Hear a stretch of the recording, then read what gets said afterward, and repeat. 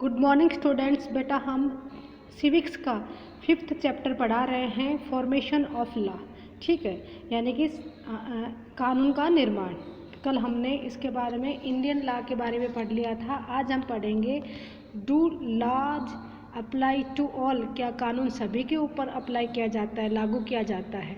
ठीक है, as there should be no arbitrary exercise of power in independent India, कि हमारे भारत के अंदर ऐसी कोई भी मनमानी पनिशमेंट नहीं है कि हम भारत के ऊपर लागू कर सकते हैं। दिस द, यानी कि कोई भी कानून या मनमाना कानून नहीं है कि हम किसी भी भारतीय के ऊपर इंडिपेंडेंटली लागू कर सकते हैं, स्वतंत्र इंडिया पर लागू कर सकते हैं। दस the members of constituent assembly instituted certain provisions in the constitution that would be the rule of law. इस वजह से हमारे संविधान के असेंबली मेंबर्स ने कोई भी कई ऐसे निश्चित प्रावधान संविधान में लिखे हैं जिससे कानून के में वो लागू किया जा सकता है, निश्चित तौर पर लागू ही होंगे वो। Every individual in independent India is equal before the law. यहाँ क्या कह रहे हैं, हर एक व्यक्ति स्वतंत्र है और भारत के अंदर सभी लोगों के लिए यहाँ पर कानून इक्वल है। सभी लोगों के लिए, गरीब हो या अमीर हो, छोटी जाति का हो या बड़ी जाति का हो, सभी के लिए यहाँ पर कानून इक्वल माना जाता है, समान माना जाता है। सेकंड है all laws apply equally to all citizens of the country and no one can be above the law. इसके अंदर यहाँ क्या कह रहे हैं कि सभी देश के नागरिकों को ऊपर कानून समान तौर से अप्लाई किया जाता है, लागू किया जाता है। साथ साथ में यहाँ पर यानी कि कानून से बड़ा कोई नहीं है, भारत में कानून से बड़ा कोई नहीं माना जाता। ईच क्राइम और violation of law has a specific punishment, यानी कि कोई भी गुनाह होता है या हिंसा होती है उसके लिए कानून के अंदर उसकी निश्चित सज़ा होती है, वो लिख रखी है कि उसकी सज़ा क्या होनी चाहिए। फोर्थ है in ancient India there were innumerable and extended local laws that did not apply equal to all.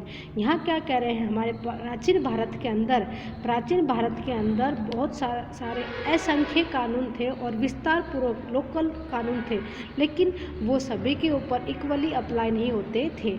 The punishment for the same crime varied upon the caste, यानी कि जो सज़ा में दी जाती थी वो हर एक कास्ट के ऊपर अलग अलग सज़ा होती थी, जाति के ऊपर, जाति के आधार पर होता था। यदि जो अमीर होते थे उसको कम पनिशमेंट मिलती थी और जो गरीब होते थे उसको ज़्यादा पनिशमेंट मिलती थी, और मोस्ट ऑफ वहाँ पर प्राचीन भारत के अंदर जो गरीब होते थे उन्हीं को ही पनिशमेंट दी जाती थी, बाकियों को नहीं मिलती थी।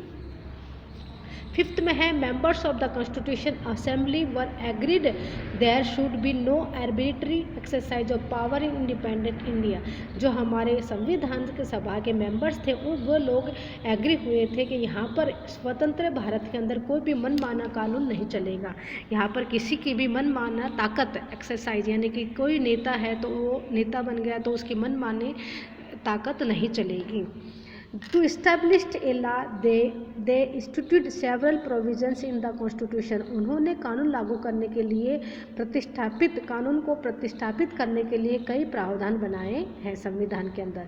6 है the British law of the sedition act of 1870 set a perfect example of the आर्बिट्रीनेस।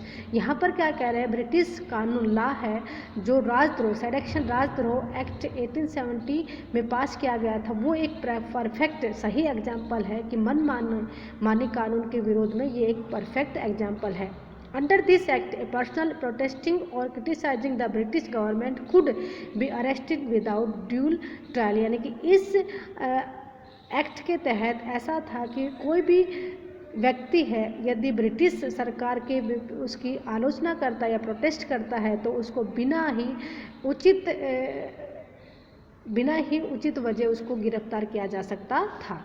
ठीक है, Indian nationalist began protesting and criticising the arbitrary use of authority of by the British. भारतीय राष्ट्रवादियों ने क्या शुरू किया, जो ब्रिटिश की अथॉरिटी थी, सत्ता थी, हाथ में ताकत थी कि हम किसी भी मनमाना कानून लगा सकते हैं, तो भारतीय राष्ट्रवादियों ने शुरुआत की कि उसकी प्रोटेस्ट करना और उसको विवेचना, क्रिटिसाइज करना।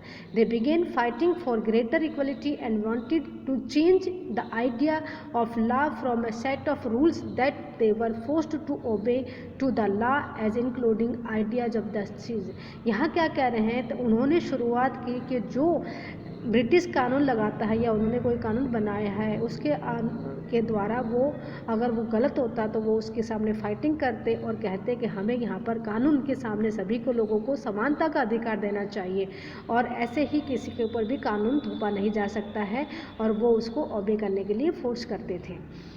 उसके बाद है 8 नंबर में, by the end of the 19th century the Indian legal profession began emerging and demanding respect in colonial courts by using law to defend the legal rights of Indians. यहाँ क्या कह रहे हैं कि जैसे ही 19वीं शताब्दी का अंत आया तो भारतीय जो लीगल प्रोफेशन थे, जो कानूनी विद्वान थे, उन लोगों का विकास ज़्यादा बढ़ा और उनको उनकी डिमांड ज़्यादा होने लगी और उनको रिस्पेक्ट किया गया उपनिवेशवाद के कोर्ट के अंदर, उसके अंदर। और उनका कानून यानी कि वो मानते थे कि जो हमारे भारतीय जो कहते हैं वो कानून सही तरीके से सभी के ऊपर सही तौर से लागू किया जाना चाहिए और वही कानून सही है, उनका मान सम्मान होने लगा। 9th में है, इंडियन जजेस started to play a greater role in decision making. साथ साथ में जो भारत के जज थे उन लोगों ने क्या किया कि अपना कोई भी डिसीजन लेने के लिए बहुत अच्छा अपना योगदान दिया, कोई भी डिसीजन लेने के लिए उन्होंने सबसे अच्छा अपना योगदान देने लगे और उनका महत्व बढ़ने लगा। 10th में है, with the adoption of the constitution laws for the country began to be made by the representatives. यानी कि साथ साथ में जो हमारा संविधान, हमने संविधान को सबसे बड़ा माना गया है और हमारा laws for country began to made by the, और हमारा जो संविधान माना गया था उसको हमें रिप्रेजेंटेटिव प्रतिनिधित्व के द्वारा उसका रिस्पेक्ट होने लगा और उसको स्वीकार करने लगे लोग। Every year legislature pass new laws and revise the existing ones. यानी कि हर साल जो विधानमंडल होता था वो नए कानून पारित करता था, साथ साथ में जो कानून अस्तित्व में थे उनको एक बार रिवाइज किया जाता था, उनको पुनर्विवेचना के लिए दिया जाता था। इसके बाद है बेटा formation of laws in India, यानी भारत में कानूनों का निर्माण किस तरह से हुआ उसके बारे में है।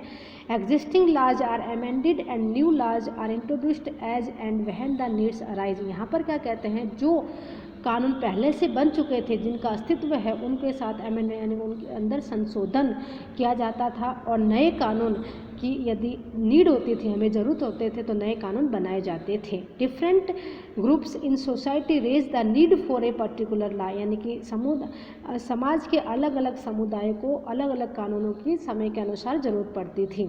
When they need for a new law arise, the parliament plays an important role in planning the law and bringing it into force।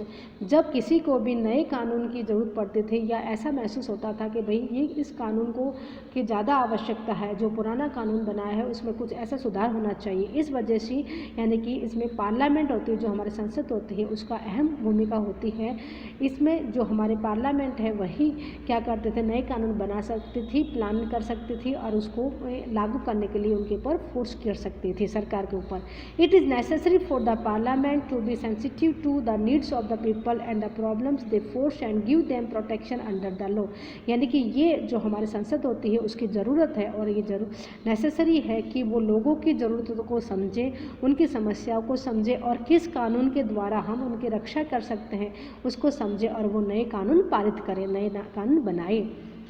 Now let us look at how a new laws is introduced in our country। ना अब हम देखेंगे कि हमारे देश में नए कानून किस तरह से पारित होने चाहिए और किस तरह से होते हैं। तो इसमें है the process of enacting a new law can be broadly divided into 4 steps. यहाँ क्या कह रहे हैं कि हमारे यहाँ पर जो कानून बने हैं उसको 4 भागों में बांटा गया है। ठीक है बेटा, अब हम इसको नेक्स्ट वीडियो में पढ़ेंगे। Thank you.